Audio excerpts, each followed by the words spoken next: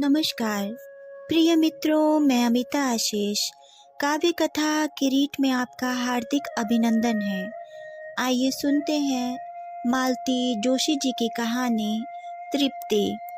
Mummy जी, आप तैयार नहीं हुई? क्या मतलब?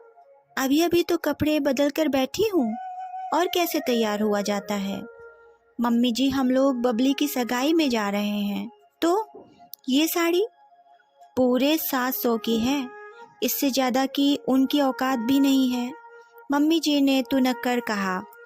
फिर मेरा सिर से पांव तक मुआयना करते हुए बोली, हम दोनों के हिस्से का तो तुम्ही ने पहन ओढ़ लिया है।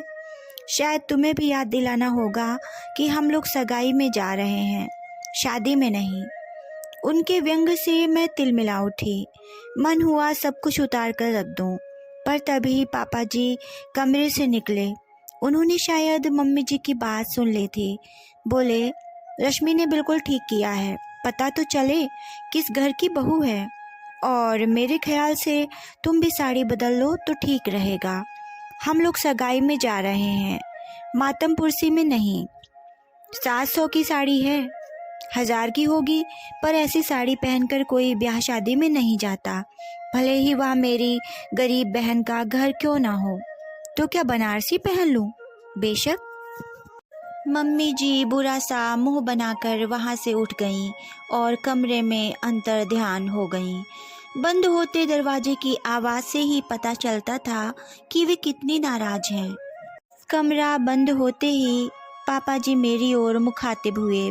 बेटे, तुम्हारे पास ऐसी कोई साड़ी होगी जो तुम्हारी मम्मी ने न देखी हो? मैं सोच में पड़ गई। ऐसी साड़ी कहाँ से होगी पापा जी? माँ के यहाँ से जो मिलती है वे तो दिखानी ही होती हैं।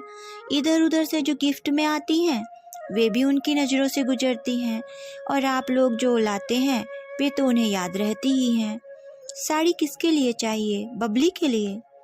हाँ, वहाँ तो पास पड़ोस की भाभीयों में होड़ सी लगी हुई है, पर मैं सोचता हूँ पहला हक तो हमारा बनता है। पापा जी ठीक कह रहे थे। पास पड़ोस वालों से तो ज़्यादा नज़दीकी रिश्ता हमारा था, और साड़ियाँ भी मेरे पास बेशुमार थीं। पर अफसोस तो यह था कि एक भी साड़ी बबली को नहीं पहनाई जा सकती थी। मम्मी जी का क्या भरोसा, वे सबके सामने ही पूछ बैठती। पापा जी यह खतरा लेना नहीं चाहते थे। दोनों माँ बेटे तैयार होकर साथ ही नीचे उतरे। ये 3 पीस सूट में थे और मानो परफ्यूम से नहा कर आए थे। मम्मी जी ने छूटते ही कहा, तुम दोनों को आज क्या हो गया है? इतना बन संवर कर क्यों जा रहे हो? कल को तुम्हारी बुआ जी सबसे कहती फिरेंगी कि अपनी अमीरी का रोब डालने आते हैं। कहने दो मम्मी, जिसके पास है वह तो पहनेगा और ठाठ से पहनेगा। मुझे इनकी यह गर्वोक्ति जरा अच्छी नहीं लगी। इस मामले में दोनों माँ बेटे समान हैं, शान बघारने का कोई मौका नहीं छोड़ते। बस दोनों का ढंग अलग अलग है। जिस वैभव पर ये लोग इतराते हैं वह तो पापा जी की अथक मेहनत का परिणाम है। एक तरह से उन्होंने शून्य से यह साम्राज्य निर्माण किया है, पर वे लोग इन बातों की तरह बड़बोले नहीं हैं। उनकी वृत्ति में एक ठहराव है, बातचीत में एक संयम है, आचार व्यवहार में सौम्यता है। इसीलिए पापा जी मेरे लिए श्रद्धास्पद हैं। गाड़ी में बैठते हुए मम्मी जी ने फिर कहा, वहाँ जाकर हम्माली करनी पड़ेगी, सूट का सत्यानाश हो जाएगा। पापा जी बोले, तुम्हारे साहबजादे हम्माली करेंगे? हम दोनों के हिस्से की हम्माली मैं कर आया हूँ, अब तो स्वागत सत्कार ही करना है। उसके लिए यह ड्रेस ठीक है। थोड़ी देर शांति रही, फिर मम्मी जी ने पूछा, क्यों जी, लड़का क्या सचमुच इंजीनियर है? यह सवाल कितनी बार पूछोगी? पता नहीं क्यों मम्मी जी को यह बात हजम ही नहीं हो रही है। जब से बबली की शादी तय हुई है परेशान सी हैं। मम्मी, आजकल इंजीनियर बनना बहुत आसान हो गया है। गली गली कॉलेज खुल गए हैं। लोग सोचते हैं कि बड़ा तीर मार लिया, पर जब डिग्री लेकर सड़क पर आते हैं तब आटे दाल का भाव मालूम हो जाता है। बरखुरदार लड़का आईपीईबी में असिस्टेंट इंजीनियर है, सरकारी क्वार्टर है, गाड़ी है, अर्दली है, मैं खुद देख आया हूँ। इसीलिए तो मैं हैरान हूँ, इतना अच्छा लड़का इन्होंने कैसे पटा लिया। इंजीनियर दूल्हे मुफ्त में तो मिलते नहीं। मुफ्त में क्यों मम्मी? अपना इतना बड़ा एटीएम जो है। पल भर को तो मम्मी जी के पल्ले कुछ नहीं पड़ा। बात समझ में आते ही चिहुक पड़ी। मामा जी बताइए तो, कितने ढीले किए?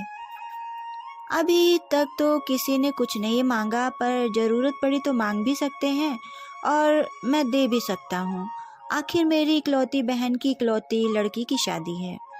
पापा जी की यही बात मुझे अच्छी लगती है। सामने वाला बहुत बोलने लगे तो दो टूक बात कहकर उसका मुंह बंद कर देते हैं। बुआ जी की गली में प्रवेश करते ही सजीला शामियाना नजर आ गया। धीमे धीमे शहनाई भी बज रही थी। माँ बेटे ने एक साथ कहा, अरे वाह, शामियाना भी लगवाया है। पापा जी कुछ नहीं बोले, पर मम्मी जी के मन में एक बार कोई बात खदकने लगे तो बाहर निकल कर ही दम लेती है। बुआ जी के बेटा बहू दरवाजे पर अगवानी के लिए खड़े थे। जैसे ही उन दोनों ने पैर छुए, मम्मी जी बोली, अरे वाह, तुम लोगों ने तो शादी की सी रौनक कर दी है। शामियाना वगैरह तान लिया है? घर बहुत छोटा है ना मामी जी, बड़ी भाभी ने विनम्रता से कहा। तभी मम्मी जी की नज़र भाभी के जड़ाऊ गुलूबंद पर पड़ी। छूकर बोली, बड़ा सुंदर है, कब बनवाया? भाभी इस प्रश्न का उत्तर टाल गईं और दूसरे मेहमानों के स्वागत के लिए चली गईं। पर चुप रहना तो मम्मी जी की फितरत में ही नहीं था। उपस्थित आमंत्रितों को सुनाते हुए बोली, आजकल कैसी कैसी चीजें चली हैं, असली को भी मात करती हैं।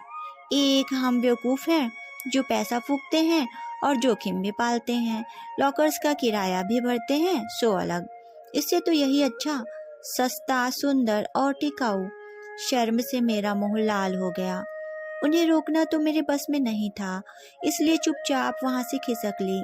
बबली की खोज में मैंने पूरा घर छान मारा, वह तो नहीं मिली, पर बुआ जी नजर आ गईं।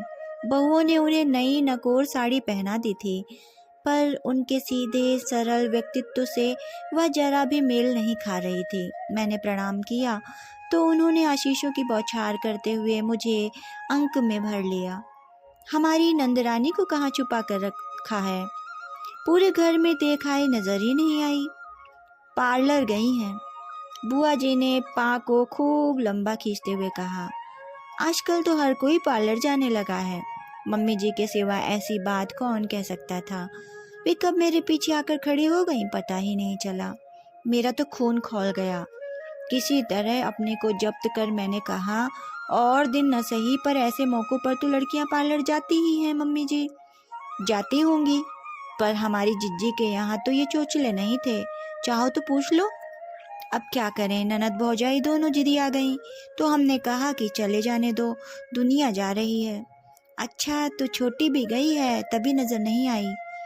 तभी वे मुझे नजर आ गईं, वे भी और बबली भी। छोटे भैया के साथ तीनों पापा जी के स्टीम से उतर रहे थे। पापा जी शायद सुबह गाड़ी और ड्राइवर यही छोड़ गए थे। मम्मी जी ने इस बात को नोट नहीं किया, इसी पर आश्चर्य हुआ। मम्मी जी ने छोटी भाभी को आते ही धर लिया। अरे वाह छोटी बहू, यहाँ मेहमान बैठे हैं और तुम बाहर मस्ती मार रही हो। छोटी भाभी ने भी तुर्की बेतुर्की जवाब दिया। क्या करें मामी जी, कभी कभी हमें भी सुंदर दिखने की इच्छा होती है। फिर मेहमानों के लिए यहाँ आप थी, अम्मा जी थी, बड़ी भाभी थी, हम भला कहाँ लगते हैं। और वह लाडो कहाँ है? लाडो सहेलियों से घिरी हुई लहंगा सूट लहराती चली आ रही थी। जिसका भी था सूट बहुत जोरदार था। मैं लपक कर उसके पास पहुंची। बबली जी जरा कमरे में चलेंगी, आपकी चुंदरी ठीक कर दूं। कमरे में आकर उसने भोलेपन से कहा, पार्लर वाली ने तो खूब अच्छे से पहनाई थी भाभी, शायद गाड़ी से उतरते चढ़ते फिसल गई होगी। चुनरी का कुछ नहीं बिगड़ा है ननद रानी, मैं तो आपको यह बताने के लिए भीतर लाई हूँ कि अगर हमारी सासू माँ सूट के बारे में कुछ पूछें तो बता देना कि शादी के लिए बनवाया है। पर यह तो सामने वाली वंदना भाभी का है। होगा, पर उसका ढिंडोरा पीटने की जरूरत नहीं है। तभी दरवाजे पर थाप पड़ी। बड़ी भाभी थी, बोली, ननद भौजाई में क्या खुसर फुसर हो रही है? अब बाहर निकलो, वे लोग आ गए हैं। मैंने दरवाजा खोला। हठात नजर गई, भाभी का गला खाली था, केवल मंगलसूत्र पड़ा हुआ था। मम्मी जी पर खूब गुस्सा आया। किसी का इतना सा सुख उनसे नहीं देखा जाता। भाभी जी, कौन कौन आया है? दूल्हे की माँ है, भैया भाभी हैं, बहन बहनोई है, मौसेरी बहन है, शायद लोकल है। दूल्हे राजा नहीं आए? तो हमें कम से कम फोटो ही दिखा दीजिए। बड़ी भाभी ने अलमारी में से फोटो निकाल कर दी। चेहरा मोहरा ठीक था, पर उम्र जरा ज़्यादा लग रही थी। मैंने मुंह बनाकर कहा, ठीक ठाक है, पर हमारी ननद रानी का मुकाबला नहीं है। रंग भी शायद 19 ही बैठेगा, 18 समझो। पर लड़कों का रंग रूप नहीं देखा जाता, उनके तो गुण देखे जाते हैं। अच्छा, मैं जा रही हूँ, तुम इसे लेकर जल्दी से आ जाओ। भाभी चली गई तो मैंने देखा बबली तन्मयता से फोटो निहार रही है। मैंने टहोका दिया तो भावुक होकर बोली, रंग रूप कैसा भी हो भाभी, सबसे बड़ी बात तो यह है कि ये लोग बिना दान दहेज की सिंपल शादी मांग रहे हैं। वाह रे सिंपल शादी, तुमने तो सगाई में ही ऐसी धूमधाम कर दी। वह तो भैया लोगों की जिद थी, बोले शादी तो जबलपुर में ही हो रही है, यहाँ कुछ तो हो। भगवान ऐसे सतयुगी भाई सबको दें। बबली के ससुराल वाले संपन्न तो थे ही, संभ्रांत भी थे। उनकी वेशभूषा और बोलचाल में अभिजात्य झलक रहा था। बबली के लिए जो साड़ी और सेट लाए थे, उसमें भी सुरुचि झलक रही थी। चाह कर भी मम्मी जी उनमें कोई नुक्स नहीं निकाल पाई, इसीलिए लौटते समय पूरे रास्ते खाने की आलोचना करती रहीं। दही बड़े सख्त थे, मूंग की दाल में डालडा पड़ा था, पुलाव का चावल घटिया था, रायते का दही खट्टा था और पूड़ियाँ बहुत कड़ी थीं। बार बार कह रही थी, पता नहीं कहाँ का केटरर पकड़ लाए थे। खुद के पास अकल नहीं है तो किसी से सलाह ही ले लेते, पर उनमें उनकी शान जाती है ना। पापा जी पूरे रास्ते चुप बने रहे। या तो वे बहुत थक गए थे, या पत्नी की बेतुकी बातों का जवाब देना उन्हें गंवारा नहीं था। श्रवण कुमार ही बीच बीच में आग में घी दे रहे थे। 3-4 दिन बाद की बात है, मैं और पापा जी दोपहर की चाय पी रहे थे। ये दड़दड़ाते हुए घर में दाखिल हुए और आते ही पूछा, मम्मी कहाँ हैं? किटी में गई हैं। ओ शिट, ऐसी धमाकेदार खबर लाया था कि उनके स्वर में निराशा साफ झलक रही थी। इतना मायूस क्यों होते हो बरखुरदार? अगर हमारे लायक हो तो हमें ही सुना दो खबर। आपको क्या सुनाए पापा, आपके लिए तो यह खबर थोड़ी ही है, बल्कि आप तो उसके सूत्रधार हैं। मतलब?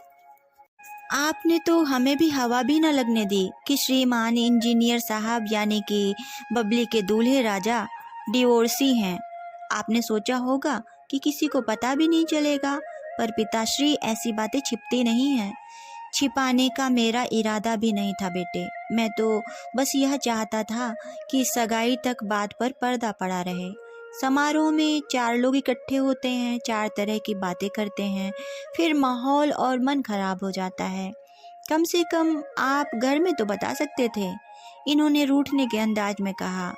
अब पापा जी क्या बताते कि सबसे ज़्यादा खतरा तो उन्हें घर से ही था।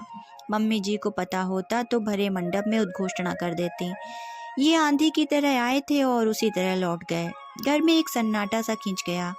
बड़ी देर बाद मैंने कहा, पापा जी ये रिश्ता तो आप लाए थे ना बबली के लिए, आप ऐसा रिश्ता लाएंगे? वे कुछ क्षण मुझे देखते रहे, फिर बोले, रिश्ता तो बबली खुद लाई थी, मैंने तो बस औपचारिकताएं पूरी की थी। मैं समझी नहीं। लड़के की मौसेरी बहन बबली की कुलीग है, उसी ने बात चलाई थी। फिर बबली यह प्रस्ताव लेकर मेरे पास आई कि मामा किसी तरह मेरा यह काम कर दो, तुम्हारा एहसान मानूंगी।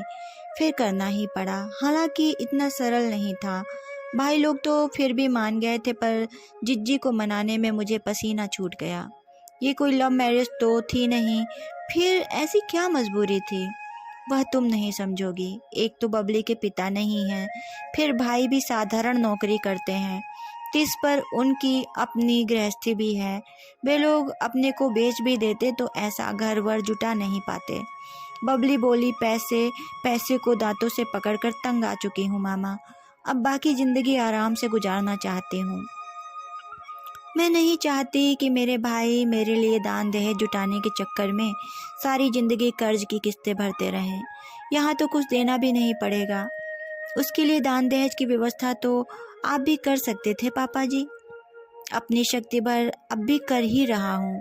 उस दिन पार्टी क्या केशव और माधव के बस की थी, पर देखो कोई भी स्वाभिमानी लड़की इस एहसास के साथ जीना नहीं चाहती कि उसकी शादी दान खाते से हुई है, पर डिवोर्स वाली बात गले से नहीं उतरती। मैंने पूरी छानबीन कर ली है। लड़की का कहीं अफेयर था, माँ बाप राजी नहीं हुए, जबरन शादी करनी पड़ी। उसने पहले दिन ही पति को सब बता दिया। आपसी रजामंदी से साल भर में ही तलाक हो गया था। मैं मिल चुका हूँ, पर इस हादसे के बाद वह लड़का एकदम टूट ही गया था। इतने दिनों बाद जाकर दोबारा शादी के लिए राजी हो पाया है। वह तो कोर्ट मैरिज के लिए ही अड़ गया था, पर मैंने समझाया कि भाई तुम्हारी दूसरी शादी है तो क्या, बिटिया की तो पहली ही है ना, उसके भी तो कुछ अरमान होंगे। शायद इसीलिए इन लोगों ने सगाई इतनी धूमधाम से की। जो भी हो, सुनकर अच्छा नहीं लगा। बबली के लिए मन उदास हो गया। रात खाना लगा रही थी कि मम्मी जी ने हुलसते हुए किचन में प्रवेश किया। रश्मि, देख मैं कह रही थी ना, वही हुआ। मैं तो खुद हैरान थी कि इतने अच्छे लोग ऐसे वैसे घर की लड़की कैसे ले रहे हैं। अब जाकर भेद खुला। उनके चेहरे से खुशी झलकी जा रही थी, छलक रही थी खुशी। पिछले दिनों नजर आने वाला तनाव एकदम गायब हो गया था। आंखों में पुरानी चमक लौट आई थी और यह चमक तृप्ति की थी। कहानी समाप्त।